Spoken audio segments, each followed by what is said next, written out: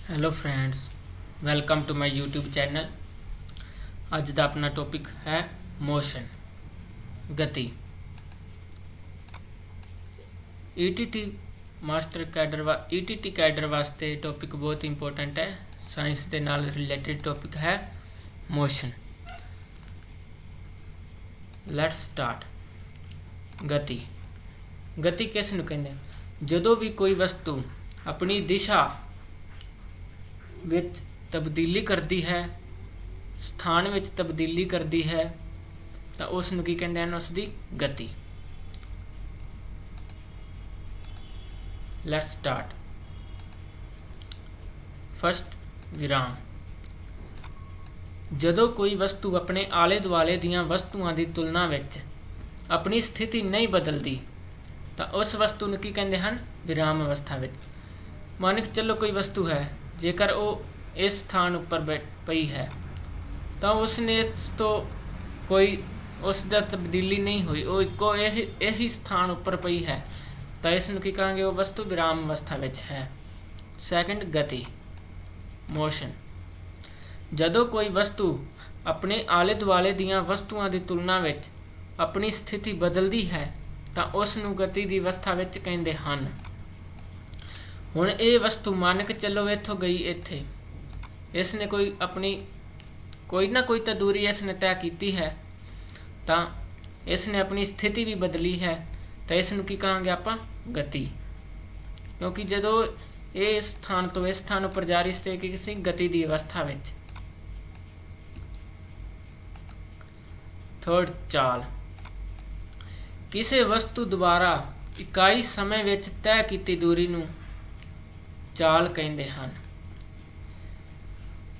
जदों कोई वस्तु एक स्थान तो दूसरे स्थान उपर जाती है तो जदों उसनूं समय के मुताबिक दर्शाया जाता है तो उसनूं की कहते हैं? स्पीड, चाल। फॉर एग्जाम्पल, कोई वस्तु इस पॉइंट तो इस पॉइंट की दूरी है अपने को 30 किलोमीटर। जेकर वस्तु ने ये 30 किलोमीटर अद्धे घंटे विच तय किया तो आपां की कहांगे? वो वस्तु 60 किलोमीटर प्रति घंटे की स्पीड विच सी। इस प्रकार जदों भी कोई किसी दूरी नूं समय दे नाल दर्शाया जाता है तो उसनूं की कहंदे हन? चाल। नैक्सट टॉपिक वाल चलते हाँ। वेग। किसी वस्तु की विशेष दिशा विच चाल की दर नूं वेग कहंदे हन। हुण इस विच की है? इस विच आपां नूं किसी दिशा वाल गति, इस दे नाल नाल विच की आपां नूं दिशा भी दर्शाई जाएगी। जदों भी कोई वस्तु गति कर रही है तो उस दे नाल नाल दिशा नूं दर्शाया जाएगा ਅਤੇ ਉਸ ਦੀ स्पीड दसी जाएगी, तो वह अपना की होएगा? वेलोसिटी। मान के चलो ये वस्तु है, ये राइट साइड 30 किलोमीटर की स्पीड नाल जा रही है, प्रति हार स्पीड नाल जा रही है, तो इसनूं की कहांगे? वेलोसिटी।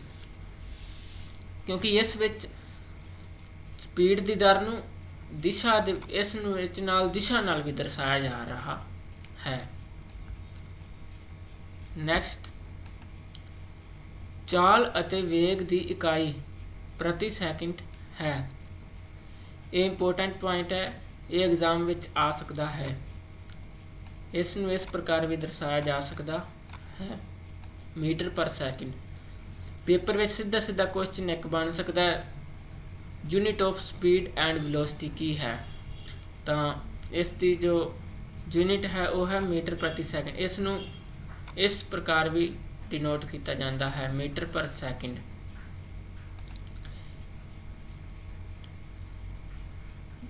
नैक्सट पॉइंट, ਜਿਹੜੀਆਂ भौतिक राशियां नूं केवल उन्हां दी मात्रा द्वारा ही प्रगट किया जाता है तो वह की हुंदियां हन? स्केलर राशियां।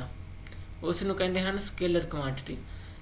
फॉर एग्जाम्पल, कोई वस्तु है ए, जेकर ए वस्तु 30 किलोमीटर दूरी तय करती है ਤਾਂ ਸਿੱਧਾ ਸਿੱਧਾ ਇਸ ਵਿੱਚ ਆਪਾਂ ਨੂੰ ਇਹ ਦਰਸਾਇਆ ਗਿਆ ਵੀ 30 ਕਿਲੋਮੀਟਰ ਉਸਨੇ ਤੈਅ ਦੂਰੀ ਕੀਤੀ। ਤਾਂ ਇਸ ਵਿੱਚ ਕੋਈ ਆਪਾਂ ਨੂੰ ਦਿਸ਼ਾ ਨਹੀਂ ਦਰਸਾਈ ਗਈ, ਕੋਈ ਆਪਾਂ ਨੂੰ ਉਸ ਦੇ ਨਾਲ ਉਸ ਦੀ ਡਿਸਪਲੇਸਮੈਂਟ ਕੋਈ ਵੀ ਨਹੀਂ ਦਰਸਾਇਆ ਗਿਆ। ਤਾਂ ਇਸ ਨੂੰ ਕੀ ਕਹਾਂਗੇ ਆਪਾਂ? ਸਕੇਲਰ ਕੁਆਂਟਿਟੀ, ਕਿਉਂਕਿ ਇਸ ਵਿੱਚ ਦਿਸ਼ਾ ਨੂੰ ਨਾਲ ਨਹੀਂ ਦਰਸਾਇਆ ਗਿਆ, ਇਸ ਵਿੱਚ ਕੇਵਲ ਉਸ ਦੀ ਮਾਤਰਾ ਨੂੰ ਦਰਸਾਇਆ ਗਿਆ। ਕੇਵਲ ਜਿੰਨੀ ਉਸਨੇ ਦੂਰੀ ਤੈਅ ਕੀਤੀ ਹੈ ਉਸ ਦੂਰੀ ਨੂੰ ਹੀ ਦੱਸਿਆ ਗਿਆ। ਇਹ ਨਹੀਂ ਦੱਸਿਆ ਗਿਆ ਵੀ ਉਸਨੇ ਕਿਸ ਸਾਈਡ ਵੱਲ ਦੂਰੀ ਤੈਅ ਕੀਤੀ, ਕਿਸ ਦਿਸ਼ਾ ਵੱਲ ਉਸਨੇ ਦੂਰੀ ਤੈਅ ਕੀਤੀ। ਇੱਕ ਆਪਣੇ ਕੋਲ ਹੁੰਦੀ ਹੈ ਵੈਕਟਰ ਕੁਆਂਟਿਟੀ। ਵੈਕਟਰ ਕੁਆਂਟਿਟੀ ਕੀ ਹੁੰਦੀ ਹੈ ਉਸ ਨੂੰ ਵੀ ਅਗਲੇ ਪੁਆਇੰਟ ਵਿੱਚ ਆਪਾਂ ਦੇਖਦੇ ਹਾਂ।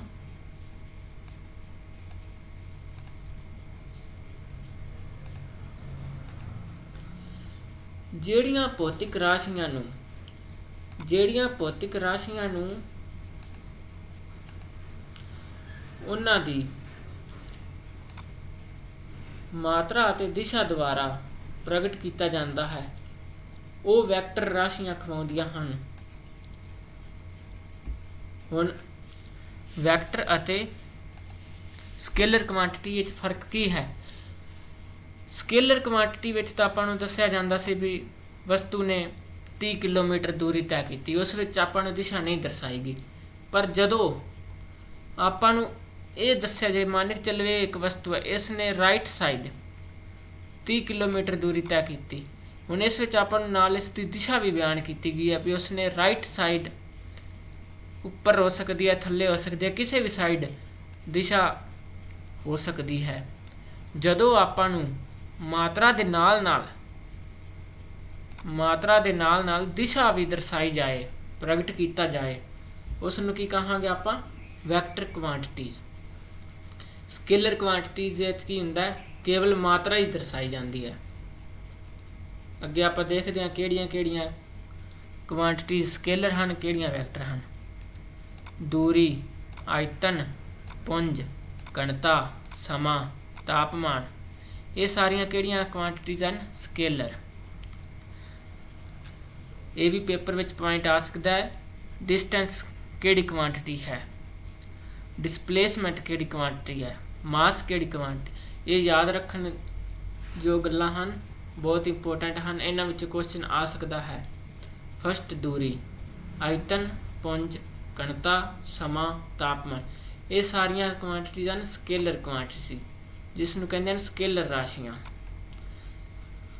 ਵਿਸਥਾਪਨ, ਵੇਗ, ਵੈਲੋਸਿਟੀ, ਐਕਲੀਰੇਸ਼ਨ, ਪ੍ਰਵੇਗ, ਫੋਰਸ, ਮੂਵਮੈਂਟ, ਇਹ ਸਾਰੀਆਂ ਕੁਆਂਟੀਟੀਜ਼ ਕਿਹੜੀਆਂ ਹਨ? Vector quantities. ਇਹ ਬਹੁਤ ਹੀ ਇੰਪੋਰਟੈਂਟ ਪੁਆਇੰਟ ਹਨ, ਦੋਨੋਂ point 8th and 9th important ਹਨ, ਵੈਰੀ ਇੰਪੋਰਟੈਂਟ। ਪੇਪਰ ਵਿੱਚ ਆ ਸਕਦਾ, ਇਹਨਾਂ ਵਿੱਚ ਕੋਈ ਵੀ ਕੁਐਸਚਨ ਬਣ ਸਕਦਾ ਹੈ, ਸੋ ਇਹ ਯਾਦ ਰੱਖ ਲੈਣਾ। ਚਲਦੇ ਹਾਂ ਆਪਾਂ ਨੈਕਸਟ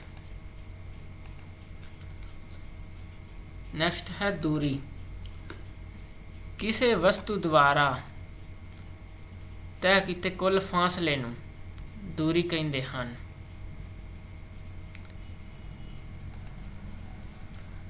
ਜਦੋਂ ਆਪਾਂ ਨੂੰ ਫॉर एग्जांपल ਇੱਕ ਵਸਤੂ A ਪੁਆਇੰਟ, ਇਸ A ਪੁਆਇੰਟ ਤੋਂ ਉਸਨੇ ਵਸਤੂ ਨੇ ਦੂਰੀ ਤੈਅ ਕੀਤੀ B ਪੁਆਇੰਟ ਤੱਕ, टोटल है 30 किलोमीटर। तो 30 किलोमीटर अपनी की होगी दूरी, इसनूं की कहांगे आपां? दूरी। याद रखने वाली गल है ये कि अपनी स्केलर क्वांटिटी, जो कि उसने फासला तय किया, दूरी तय की, उसनूं आपां की कहांगे? डिस्टेंस, दूरी। नैक्सट विस्थापन, ये किसी वस्तु द्वारा किसी विशेष दिशा विच तय की गई दूरी है। ये एक सदिश जिन्हों कहते हैं वैक्टर, इंग्लिश वाले नेम याद रखना बेटर रहेगा, वैक्टर एंड स्केलर। विस्थापन, डिस्प्लेसमेंट, इस विच हुण नाल दिशा दर्शाई गई है, किसी खास दिशा विच तय की गई दूरी नूं आपां की कहांगे?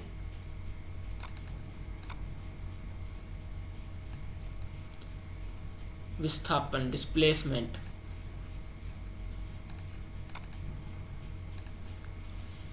फॉर एग्जाम्पल एक एग्जाम्पल नाल मैं तुहानूं समझांदा हाँ। एक वस्तु है, उसने इस पॉइंट तो लैके इस पॉइंट तक, मान चलो वस्तु राइट साइड गई 30 किलोमीटर, फिर वही वस्तु ने इथों वापस गई दोबारी, फिर उन्हें पिछे दी वल गई, पिछे दी वल कितना गई 10 किलोमीटर। तो हुण इस विच दूरी कितनी है अपनी 30 प्लस 10, डिस्टेंस तो टोटल उन्हें तय कितना किया 40 किलोमीटर। पर जदों गल आ गई डिसप्लेसमेंट की, तो डिसप्लेसमेंट आप ये देखना है भी पहला वस्तु इत्थे सी, हुण वस्तु इस पॉइंट है, टोटल कितनी दूरी है 10 किलोमीटर। तो डिसप्लेसमेंट कितना होया 10 kilometre, displacement 10 kilometre, because first point तो लैके जिस पॉइंट ते हुण खड़ी है उस तो दूरी कितनी है 10 किलोमीटर। तो डिसप्लेसमेंट तो कुल 10 किलोमीटर होया, पर उसने दूरी कितनी तय की, पहला 30 किलोमीटर राइट साइड गई, फिर बैक गई 10 किलोमीटर, दूरी टोटल होगी 40। इत्थे अपने को दूरी तो होगी 40 किलोमीटर, बट अपनी डिसप्लेसमेंट कितनी हुई 10 किलोमीटर। उम्मीद है तुहानूं ये समझ लग गया होगा पॉइंट। नैक्सट एवरेज स्पीड, जिसनूं कहंदे ने मध्यमान चाल, औसत चाल भी कहंदे हैं इसनूं औसत भी कह लेंदे हन। कई समय विच तय कीती दूरी नूं मध्यमान चाल कहंदे हन, जिन्होंने कहते हैं एवरेज स्पीड। फॉर एग्जाम्पल कोई वस्तु है,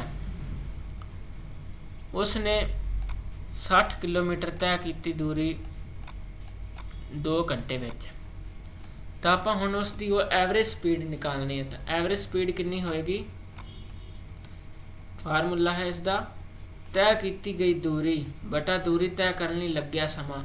हुण अपने को 60 किलोमीटर ने दूरी तय करनी, मान के चलो 2 हार लगे, तो आप इस एवरेज स्पीड निकालनी है। तो आप की करांगे 60 नूं, टोटल दूरी 60 है, उस समा 2 नाल डिवाइड करांगे, तो अपने को दूरी आ जाएगी 30 किलोमीटर प्रति घंटा, जो कि एवरेज स्पीड 30 किलोमीटर प्रति हार।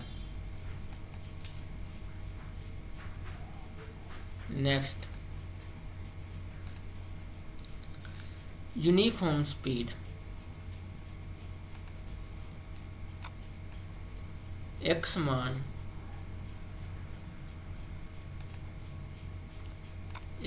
चाल। जे कोई वस्तु समय के समान अंतरालों में एक समान दूरी तय करे, तो उसकी चाल नूं की कहते हैं एक समान चाल। मान चलो कोई भी वस्तु है, जेकर वो समय के अलग अलग अंतरालों में इक्को स्पीड नाल चल रही है, तो उसनूं की कहांगे आपां एक समान चाल, यूनीफॉर्म स्पीड। जिवें कि मान के चलो कोई वस्तु पहले घंटे जा रही सी, फर्स्ट घंटे जा रही सी 30 की स्पीड नाल, दूसरे घंटे विच भी उनकी स्पीड 30 की ही रहेगी, तो इसनूं आपां की कहांगे यूनीफॉर्म स्पीड। नैक्सट एक्सीलरेशन, प्रवेग। किसी वस्तु दे वेग दे परिवर्तन की दर नूं उसका प्रवेग कहते हैं। प्रवेग की इकाई की है मीटर पर सैकेंड स्क्वेयर। ये याद रखने वाली गल है भी इस विच अपन जो क्वांटिटी है मीटर पर सैकेंड स्क्वेयर है, ये कन्फ्यूजन करने वास्ते अपन क्वेश्चन पा सकते हैं, मीटर पर सैकेंड भी पा सकते हैं, स्क्वेयर भी पा सकते हैं। तो यह आप याद रखना है, इसकी इकाई की है मीटर पर सैकेंड स्क्वेयर, इसनूं की कहते हैं प्रवेग। नैक्सट समान प्रवेग। जेकर कोई वस्तु एक सरल रेखा विच गति करे अते समय के समान अंतरालों विच इस दे वेग विच समान परिवर्तन होवे, इस दे प्रवेग नूं समान प्रवेग कहते। ये उस प्रकार ही है, मान के चलो कोई वस्तु गति कर रही है राइट साइड, जेकर उसने वक्-वक् समय के अंतरालों में ਸਮਾਨ ਹੀ ਵੇਗ ਵਿੱਚ ਪਰਿਵਰਤਨ ਹੋਇਆ ਤਾਂ ਉਸ ਨੂੰ ਕੀ ਕਹਾਂਗੇ? ਯੂਨੀਫਾਰਮ ਐਕਲੀਰੇਸ਼ਨ। ਸੋ ਉਮੀਦ ਹੈ ਤੁਹਾਨੂੰ ਇਹ ਮੋਸ਼ਨ ਚੈਪਟਰ ਜੋ ਹੈ ਅੱਛੀ ਤਰ੍ਹਾਂ ਸਮਝ ਲੱਗ ਗਿਆ ਹੋਏਗਾ। ਕਮੈਂਟ ਕਰਨਾ ਨਾ ਭੁੱਲਣਾ।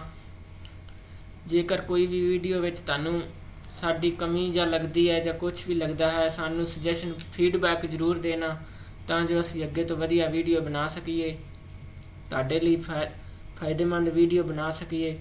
ਚੈਨਲ ਨੂੰ ਸਬਸਕ੍ਰਾਈਬ ਜ਼ਰੂਰ ਕਰ ਦੇਣਾ। Thanks friends.